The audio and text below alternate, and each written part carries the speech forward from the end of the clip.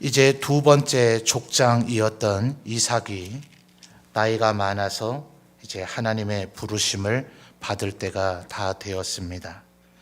시간 관계상 26절부터 우리가 읽었습니다만 2절 말씀을 보면 이삭이 스스로 말하기를 내가 이제 늙어서 어느 날 죽을런지 알지 못한다. 이래서 에서에게 이제 사냥을 해 오면 내가 너를 축복하겠다. 이렇게 이야기를 하였습니다. 5절 말씀을 보면 그 얘기를 들었던 리브가는 둘째 아들 야곱을 불러서 어서 형이 아무래도 야생에서 사냥을 해 오려면 시간이 좀 걸릴 터이니 좋은 염소 새끼를 가져다가 그러면 남편의 식성은 아내인 리브가가 제일 잘 알겠죠. 그래서 네가 아버지를 위해서 그 즐기는 별미를 내가 만들어 줄 것이니까 네가 축복을 받도록 하라. 12절 말씀을 보면 야곱이 두려워하죠. 내가 아버지를 속이려고 하다가 12절 하반절을 보면 복은 고사하고 저주를 받을까 한다. 두려워합니다. 그러나 끝내는 야곱은 어머니 리브가가 제안했던 계획대로 아버지 이삭과 형 에서를 속이고 결국 축복을 쟁취하고자 하는 자리 한가운데로 들어서게 됩니다. 여러분, 왜 야곱이 이랬을까요? 아마도 야곱의 마음속에서는 나는 왜 축복을 받지 못하는가? 또 살아가는 아마 형의 태도를 통해서 아마 마음속에 깊은 분노심이 있지 않았을까? 형이 일전에 에서가 36절에서 말하기를 자기가 2번 속았다 이렇게 얘기하죠. 첫 번째는 이제 장자의 명분을 빼앗긴 것이다 라고 얘기하는데 정말 누가 보더라도 그 상황은 조금 말이 안 되는 그런 상황이죠. 사냥을 하느라 아마 몇 날 며칠 먹지 못하고 굶주린 가운데 있었던 에서가 집에 오자 동생 야곱은 내가 만든 이 요리 팥죽을 먹으려거든 형의 장자의 명분을 달라. 그걸 주겠다 하면서 팥죽을 먹는 형도 이해가 되질 않지만 굶주린 형제를 바라보고 장자의 명분을 넘기라고 제안을 하는 야곱도 참 소갈딱지가 못됐다. 그렇게 우리가 충분히 느껴질 수가 있는 상황이죠. 근데 왜 그랬을까요? 34절을 보시면 38절에서도 또 반복됩니다만 울면서 슬피 울며 아버지 이삭에게 내게 축복하소서 내게도 그리하소서. 여러분, 이 에서의 눈물을 볼 때 에서가 아주 불쌍하다고 여겨지십니까? 정말 억울했겠다라고 여겨지시나요? 진작 좀 정신 차리고 살지 이런 생각이 들지 않나요? 야곱의 눈에는 어떻게 보였을까요? 집안 가설들 종들이야 누가 축복의 주인공이 된들 뭔 그리 상관이 있겠습니까? 또 이삭과 리브가도 어차피 둘 다 아들이니 뭐 그리 그것이 심각한 그런 문제가 되겠어요. 아마 그 상황을 가장 억울하게 바라보는 사람은 아마 야곱이었을 겁니다. 형은 도무지 그 축복이 보장된 것을 귀히 여기지 않죠. 소중하게 여기지 않습니다. 야곱에게는 너무나 꼭 받아 누리고 싶은 축복인데 그것이 보장됐다고 보여지는 에서는 그걸 조금도 귀한 것으로 여기지 않을 때 그게 얼마나 불공평해 보이고 억울해 보이고 또 그 대상에 대해서 분노심마저 생기겠습니까? 혹시 성도님들은 그렇지 않으신가요? 나는 늘 돈이 없어서 굉장히 힘들고 어렵게 살아가고 있는데, 누구는 요즘 젊은 세대들 사회에서 흔히 하는 말로 금수저로 태어났는가. 저 사람은 물려받은 재산도 많고 집안이 좋아서 조금 더 인생을 향한 진지함도 없고 노력도 안 하고 성실하지도 않은데, 저는 왜 저리 풍족함을 누리며 살며 나는 왜 이리 고생해야 되는가. 또 젊은 시절, 혹시 이 자리에 젊은 세대는 별로 없습니다만, 공부할 때도 그런 생각이 들지 않던가요? 나는 정말 잠 안 자고 놀지 않고 열심히 공부한다고 해보는데 도무지 머릿속에 기억에 남지를 않죠. 시험 칠 때만 되면 왜 그리 긴장을 하고 또 그리 잘 까먹는지 도무지 시험지만 받아들면 생각이 나지가 않죠. 근데 어떤 사람은 보면 내가 안 볼 때만 공부를 하는지는 모르겠으나 도무지 공부를 그렇게 열심히 하는 것 같지도 않은데 늘 성적은 좋게 나오죠. 인간관계는 어때요? 나는 내 먹을 것 안 먹고 내 입을 것 안 입으면서 주위 사람들에게 베풀고 나누면서 어찌하든 저 사람들과 한번 잘 지내보고자 온갖 노력을 하는데 좀처럼 나를 알아주지 않아요. 근데 어떤 사람은 성격도 별로 좋지도 않은 것 같고 인색하기가 그지없는 것 같은데도 그 사람 주변에는 늘 사람이 들끓는 것 같아 보일 때, 여러분 그 상황에 대한 분노가 혹시 생긴 적은 없으십니까? 그 상황을 뒤집어 엎어버리고 싶은, 왜 이렇게 인생은 불공평한가? 왜 우리의 인생에 벌어지고 있는 이 일들은 이렇게 불공평한가 하는 생각이 들지는 않으시더냐 하는 거예요. 우리가 지금 이 야곱의 행동을 보면서 이런 사람이 다 있나 이런 생각이 들지 모르지만, 우리들의 삶을 냉철하게 이렇게 분석을 해보면 우리는 사실상 크고 작은 야곱과 흡사한 일들을 자주 행하며 살고 있습니다. 이래 인생이 이러면서 그 일을 바로잡고 싶은, 내가 정당한 권리를 내가 누려야지 왜 나는 못 누리는가, 왜 나는 못 받는가, 왜 사람들은 나를 인정해 주지 않는가 하면서 그 다음에는 정도를 벗어나서 또 하나님의 말씀을 벗어나서 세상 사람들이 흔히 사용하곤 하는, 누구도 이렇게 하더만 이렇게 안 하는 사람은 또 어디 있는가 이러면서 세상 사람들이 사용하는 방법을 나도 사용해서 내가 그동안 못 얻고 못 가지고 못 누린 것들을 나도 쟁취해 보리라. 이런 마음을 먹거나 실제로 이런 행동을 야곱처럼 어쩌면 더 치밀하고 더 교활하게 행동에 옮기는 하나님의 백성이라고 보여지는 이들이 얼마나 많은가.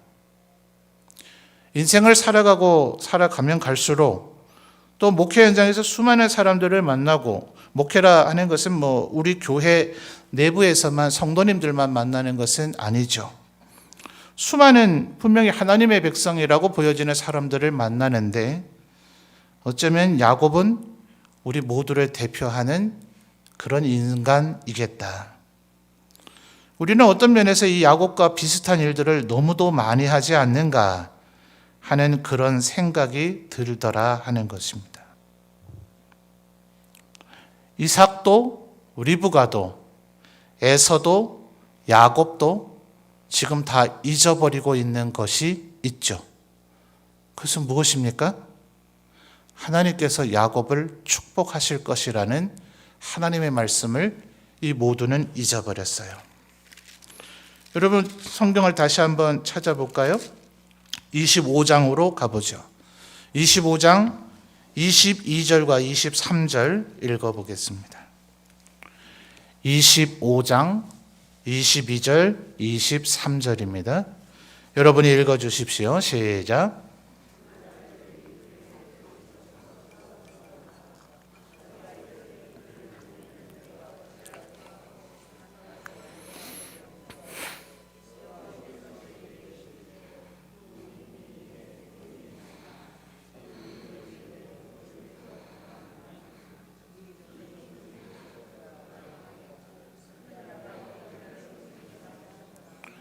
아멘.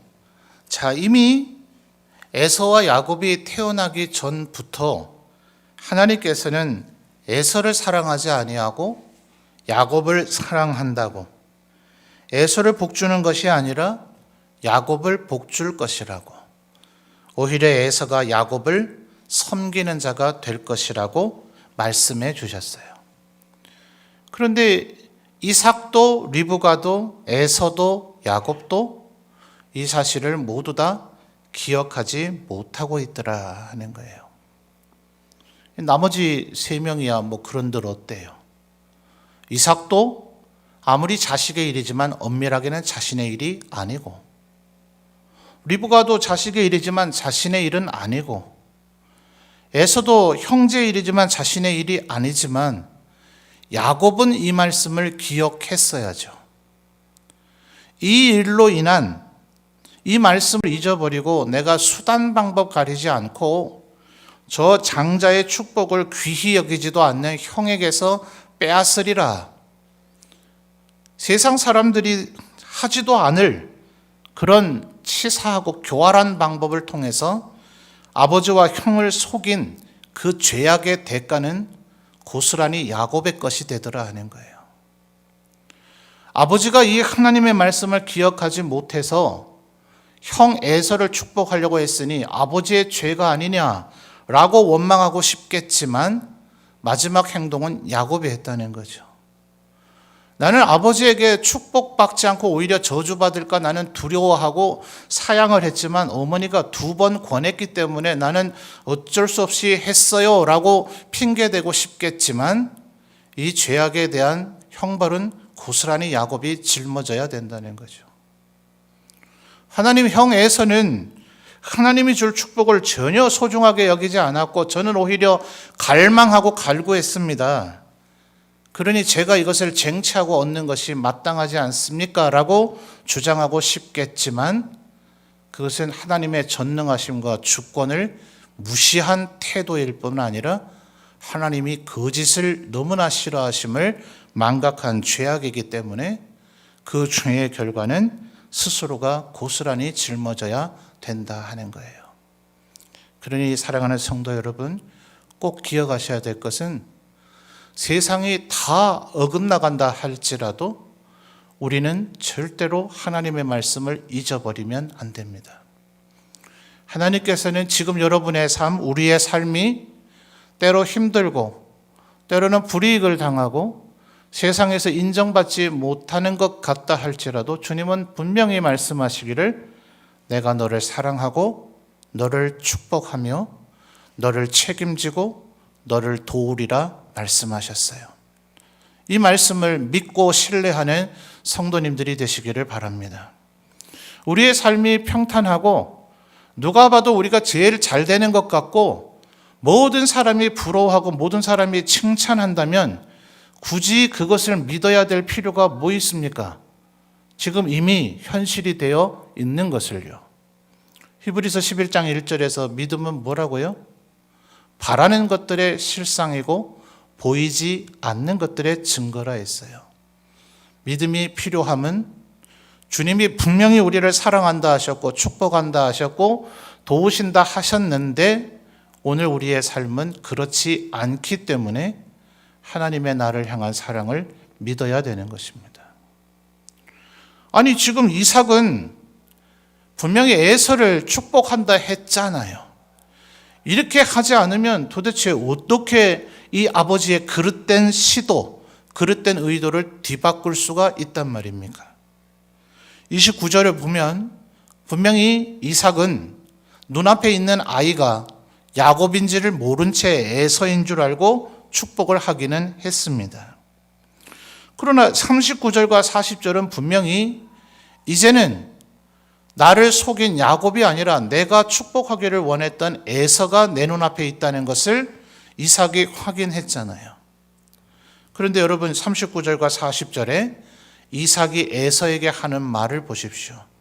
이것이 축복입니까? 그토록 지금 속았다는 그 큰아들이 아버지 앞에서 슬피 울면서 이미 살펴봤습니다만 34절과 38절에 슬피 울며 아버지여 내게 축복하소서 내게도 그리하소서 하며 38절에는 소리를 높여 운다잖아요. 늘 사냥을 하며 들사람 야만인처럼 야만인으로 살았으니 얼마나 말과 행동이 거칠었겠어요. 부모님에게 늘 언제나 말을 공손히 했겠습니까? 세상 사람들이 보면 정말 사나이 중에 사나이로 보였겠네요. 멋있다 이렇게 보여질 수도 있었겠네요. 그런데 그 에서가 지금 대성통곡을 하면서 나를 축복하랍니다. 아니 지금까지 이 에서 이놈은 막대 먹은 아들이라고 축복하고 싶지 않던 아버지라 할지라도 이렇게 강하게만 보여졌던 에서가 대성통곡하면서 축복한다면 그 축복하지 않으려던 아버지도 축복하지 않겠어요? 그런데 분명히 지금 1절부터 이삭은 에서를 축복하겠다고 사냥해서 음식을 만들어 오라고 얘기를 했잖아요. 그런데 39절 40절 보면 이게 어떻게 축복입니까? 네 주소는 땅의 기름짐에서 멀대요. 땅에 기름지지 않으면 황폐한 땅이죠.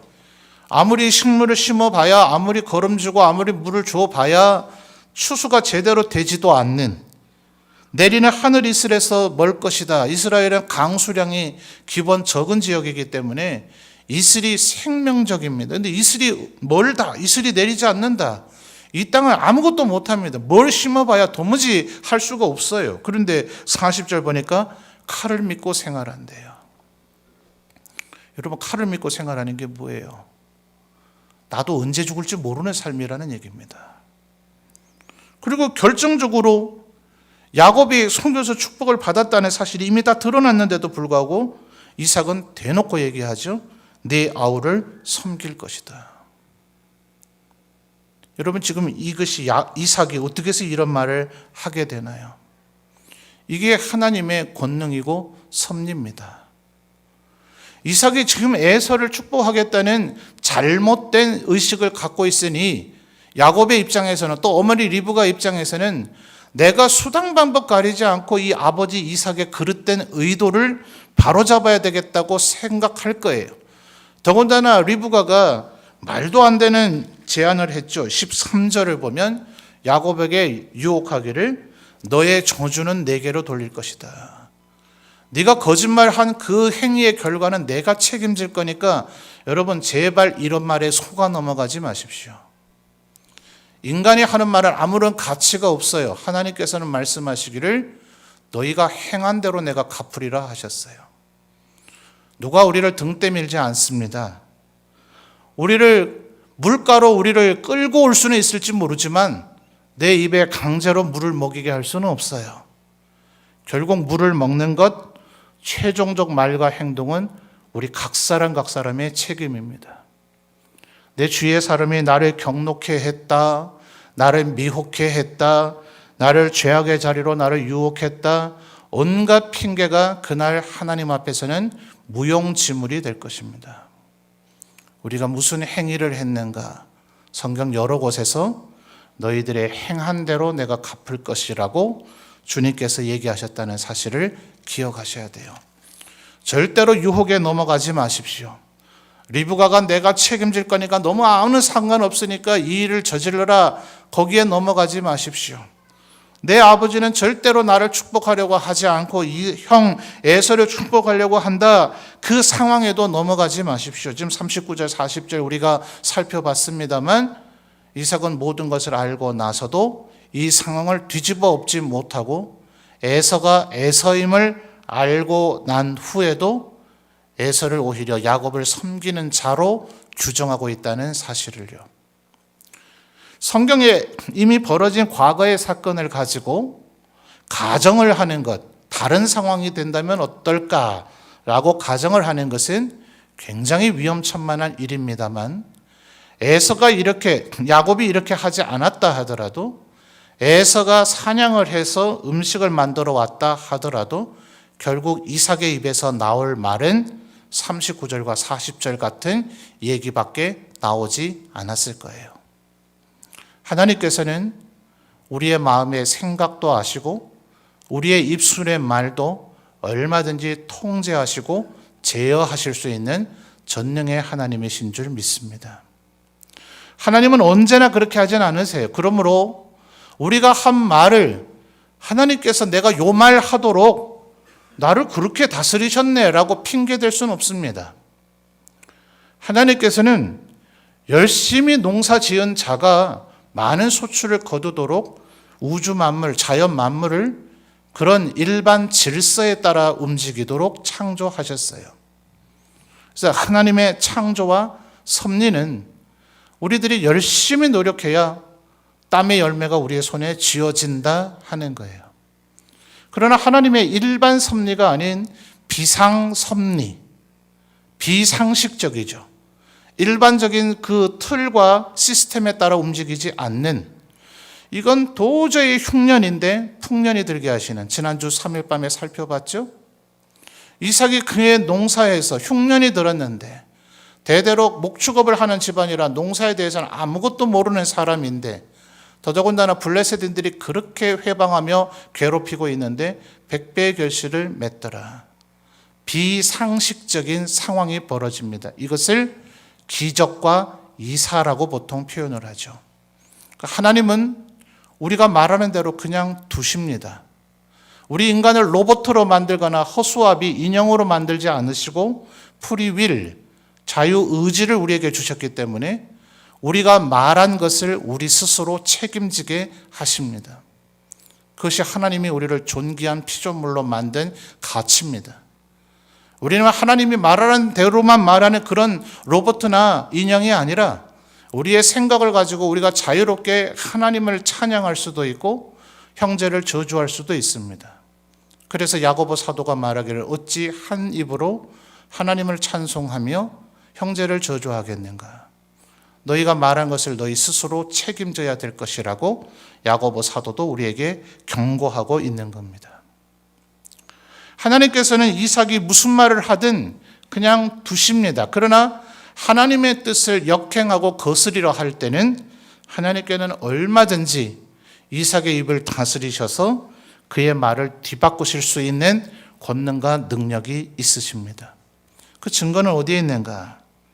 민수기 22장을 보면 이 미디안 영역을 통과하게 됐을 때 모압의 왕이 이스라엘 백성을 저주해달라고 선지자 발람을 부르게 되죠. 그 가면 죽습니다. 하나님께서 막으시는 일입니다. 그런데 돈과 금은 보화에 사로잡혀서 발람이 그 길을 가고자 할 때에 하나님께서는 천사가 칼을 들고 그를 죽이려고 쓰셨죠. 그런데 이 선지자는 그걸 모른 채 끝내 가려고 할 때에 기이한 일이죠. 하나님께서 나귀의 입을 여셔서 네 눈에는 칼을 든 천사가 보이지 않느냐. 짐승이 말을 하게 하십니다. 다니엘 4장 31절에 보면 느부갓네살 왕이 하나님의 징계를 받아서 스스로 소로 여기는 미치광이가 되어버리죠. 하나님께서 이미 꿈을 통해서 경고하셨어요. 거대한 나무를 보는 꿈을 꾸게 하셨고 그 나무는 모든 생물들이 그 나무 그늘에 쉴 수가 있었고 모든 짐승들이 그 나무의 열매를 먹을 수 있었고 모든 새가 그 나무 가지에 집을 지을 수가 있을 정도였다. 그런데 이 나무가 한 번에 도끼에 찍혀서 쓰러져 버리고 구루터기만 남게 되죠. 하나님께서 느부갓네살을 포함한 바벨론, 이 세상의 모든 주권자들, 그것이 프랑스의 나폴레옹이든 그리스의 알렉산더든 몽골의 징기스칸이든 선한 왕이든 악한 왕이든 모두 다 하나님이 그 필요의 용도에 따라 불의의 병거이든 의의 병거이든 하나님께서 그 병기들, 그 도구들을 쓰시기 위해서 세우기도 하시고 패하기도 하시죠. 문제는 그들이 하나님께서 나를 세우셨다는 것을 깨달아 알아야 되는데 그것을 모를 때 이 바벨론이라고 하는 도시에서 출발된 바벨론 대제국이 얼마나 거대했는가. 그 바벨론 성의 성 높이가 무려 한 30m가 됐다 해요. 그러니까 이건 뭐 그 시절에는 바벨론 제국에는 소위 공성장비라 그러죠. 성을 파괴하거나 성을 넘는, 그때 인간의 기술력으로는 공성장비로 이 바벨론 성을 함락시킬 방법이 없어요. 여리고도 그랬다 하는데 바벨론 성벽의 두께는 그 위에 전차가 달릴 수 있을 정도였다 해서 어떻게 이런 평야 지역에서 어디서 건축 재료를 가져다가 이와 같은 규모의 바벨론 성을 건설했는가? 이 불가사의 중에 하나입니다. 메디아 공주를 일종의 인질 겸 아내로 삼았는데 메디아 지역은 굉장히 에덴 동산이 방불하다 할 정도로 산수가 산과 나무, 열매 이런 것들이 아주 화려했던 지역이죠. 근데 바벨론 지역은 황량한 거의 사막 지역이에요. 공주가 향수병에 시달립니다. 그래서 느부갓네살이 인공으로 정원을 만들게 하죠. 얼마나 정원을 크게 만들었는지 높이가 오늘날의 고층 아파트보다 더 높은 아예 인공 산을 만들었다. 유튜브에 행인 가든 혹은 공중 정원이라고 하시면 이 성경적 시각, 기독교적인 시각이 아니라 하더라도 세상 사람들도 그 고대 건축물 공중 정원의 불가사에 대해서 얼마나 많은 이야기들을 했는지 충분히 찾아보실 수 있을 거예요. 그러니까 느부갓네살이 충분히 그렇게 생각할 수 있지 않겠어요? 자기가 정복해서 만든 대제국, 자기가 쌓아 올리게 만든 바벨론 성, 그리고 자기가 아내를 위해서 만들어준 그 공중 정원, 얼마나 그 정원이 어마어마했으면 멀리서 바라보면 구름을 뚫고 그 위로 치솟아 있기 때문에 그 아래 부분이 전혀 안 보이는 것은 아니나 구름 위까지 솟아 있기에 구름 위에 마치 떠 있는 것과 같다 해서 별명이 공중에 떠 있는 정원, 공중정원 행인 가든이 된 거예요. 오늘날 누가 이런 건축물을 만들 수 있겠습니까? 그러니 느부갓네살이 충분히 자기의 그 권세와 자기의 그 권력의 파워, 힘, 그걸 자랑할 만하지 않겠어요? 그래서 내가 건설한 이 대제국 바벨론이 얼마나 대단하냐 라고 말한 게 아니에요. 성경을 다니엘 4장 31절을 정확히 보시면 그 말을 하려고 입속에 아직 말이 있을 때에 너 내가 경고했는데 이제 1년이 되자 내 경고를 잊어버리고 너의 교만함을 드러내는가? 내가 너를 높여서 이 대제국을 만들게 했다는 걸 알고 죄악을 더 이상 저지르지 말고 공의한 왕이 되라고 내가 경고를 해줬거늘 네가 그것을 잊는가 하면서 그날 그 말을 입 밖으로 내뱉지는 않았는데도 하나님께서 느부갓네살을 7대 동안 미치광이가 되게 하셨더라. 짐승으로도 말을 할 수 있게 하시고 우리의 입 속에 아직 내뱉지 않은 말이 어떤 말을 내뱉을 건지도 아시는 하나님, 그 하나님은 이삭의 입을 얼마든지 다스리실 수가 있으십니다. 하나님의 전능하심을 믿으십니까? 우리를 둘러싸고 있는 그 상황이 아무리 힘들고 어려운 상황이라 할지라도 하나님은 능히 그것을 뒤바꾸실 수 있는 힘과 권능이 있으신 줄 믿습니다. 근데 왜 그냥 있으실까? 이유가 있어요. 우리가 오늘 깨닫지는 못할지라도 분명히 하나님에게는 이유가 있습니다. 그러므로 우리 앞에 펼쳐지는 상황이 다 이해가 되지 않을 때 우리가 확고부동하게 붙잡아야 되는 것은 하나님께서는 언제나 옳으시다. 하나님의 정의로우심. 그리고 하나님은 언제나 우리를 사랑하신다. 하나님은 그 어떤 인간보다 모든 왕들에게는 참모와 모사, 지혜자들이 필요했지만 하나님에게는 그런 신하들이 필요하지 않은 지혜의 근본이시다. 모든 걸 아시고 모든 것이 가능하신 하나님께서 오늘 이렇게 하실 때에는 분명히 이유가 있으시다. 하나님이 무능력해서도 아니고 우리를 사랑하지도 않으셔서가 아니라 언제나 우리의 계획과 생각과 우리의 방법을 뛰어넘는 하나님의 제일 좋은 계획이 있으시다. 그러므로 우리는 붙잡아야 되는 것은 오직 하나님의 우리를 향한 약속입니다. 아브라함에게 주어졌고 이삭에게 주어졌고 끝내는 결국은 야곱이 아버지를 잘 속였기 때문에 이렇게 축복을 받은 것이 아니라 29절의 이 말씀은 애초부터 야곱이 태어나기 전부터 반드시 야곱에게 주어질 축복이었단 말이에요. 29절 다시 한번 읽어볼까요? 29절입니다. 시작. 자, 창세기 27장 29절이에요. 다 찾으셨어요? 자, 27장 29절 함께 크게 읽어주십시오. 시작.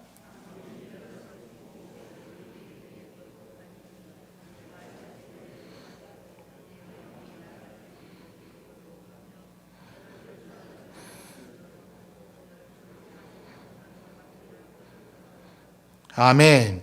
만민이 너를 섬기고 열국이 네게 굴복하리니 네가 형제들의 주가 될 것이다. 너를 저주하는 자는 저주를 받고 너를 축복하는 자는 복을 받게 될 것이다. 누구에게 주셨던 축복입니까? 아브라함에게 주셨던 축복, 이삭에게 주셨던 축복이 야곱이 아버지를 잘 속였기 때문이 아니라 애초부터 이 축복은 야곱의 것이었단 말이에요. 그가 뛰어나서도 아니고 그가 하나님을 사랑해서도 아니라 그가 태어나기 전부터. 그래서 바울 사도는 이 하나님의 선택, 아브라함을 선택하시고 이삭을 선택하시고 야곱을 선택하시는 하나님의 이 기사들을 보며 그는 에베소서 1장에서 하나님은 창세전에 우리를 복 주시려고 선택하시고 그것을 예정하셨다라고 우리에게 말하고 있는 것입니다. 에베소서 1장의 그 하나님의 말씀도 성령의 감동으로 된 것을 믿으십니까? 그렇다면 우리에게는 하나님의 축복이 이미 창조전부터 예정되어져 있습니다. 갈라디아서 3장에서 바울 사도가 뭐라 얘기합니까? 아브라함과 같은 믿음을 소유한 자는 영적인 아브라함의 자손이다. 그러므로 오늘 이 저녁 예배하고 있는 우리 성도들이 바로 아브라함의 자손된 아브라함이 받았던 이 약속, 내가 너를 복이 주고 너는 복이 되며 천하 만민이 너를 통해 복을 받게 될 것이고 너를 축복하는 자는 복을 받을 것이며 너를 저주하는 자는 저주를 받을 것이라는 이 축복이 우리의 것인 줄 믿습니다. 그러면 이삭이 나를 축복하려 하지 않는다 할지라도, 리브가가 수단 방법 가리지 말고 그 축복을 쟁취하라고 나를 유혹한다 할지라도 거기에 넘어가지 말아야 됩니다. 분명히 나를 축복하시겠다는 하나님께서 오늘 왜 나에게 고난의 터널을 통과하게 하시는가? 왜 나에게 어둠 속을 지금 걸어가게 하시는가? 내가 어둠 속을 걸어도 하나님은 내 발에 등이 되시고 내 길에 빛이 되실 것이라는 사실을 믿으셔야 합니다. 그래서 하나님만 온전히 바라보고 나아가게 될 때에 하나님께서 약속하신 축복은 반드시 우리의 것이 될 것입니다. 그런데 결국 리브가의 그 유혹에 넘어가고 이삭의 그것 때문에 자기 스스로의 방법으로 그 일을 하고자 했을 때 44절을 보면 리브가가 또다시 어처구니 없는 얘기를 하죠. 외삼촌 라반의 집에 가서 숨어 있어라. 몇 날이 지나면 네 형의 분노가 풀릴 것이다. 천만의 말씀이요. 20년이 지나도 에서의 분노는 여전히 식지 않아서 400명을 데리고 야곱을 맞이하러 나오죠. 뭐 때문에 400명 데리고 나왔겠어요? 이건 군대입니다. 그냥 야곱을 환영하려고 한 것이 아니라 그는 에서는 20년이 지나도 이 분노는 조금도 사라지지 않더라 하는 거예요. 그러므로 절대로 상황에 미혹받지 말고 주위의 사람들의 가문이설에 넘어가지 말고 상황과 환경 때문에 굴복하지 말고 그 모든 것들은 불확실한 것이고 언제든지 변할 수 있는 것이며 하루아침에 사라져버릴, 너희들은 인생을 의지하지 말라. 그의 호흡은 코에 있으니 수로 헤아릴 가치조차 없지 않느냐. 나만 연약한 인생이 아니라 우리의 주위에 대단한 것 같아 보이는 인생들도 결국은 풀과 같은 인생이고 안개와 같은 인생입니다. 대단한 권력자인 것 같지만 반나절 지나면 시들어 죽어버릴 것이고 반나절 채 안 돼서 해가 높이 솟아오르면 사라져버릴 거품 같은 인생들에 지나지 않습니다. 우리를 둘러싸고 있는 수많은 인간들 또 혹은 이 세상의 권력들, 그것에 요동치거나 두려워하지 말고 오직 우리를 위해서 죽으시고 부활하신 하나님, 우리를 도우시고 축복하시겠다 약속하신 하나님, 우리의 축복의 근원, 만복의 근원 되시는 하나님, 이 하나님만 온전히 믿고 신뢰하며 주께서 명하신 말씀대로만 살아가시는 축복의 주인공들이 다 되시기를 바랍니다.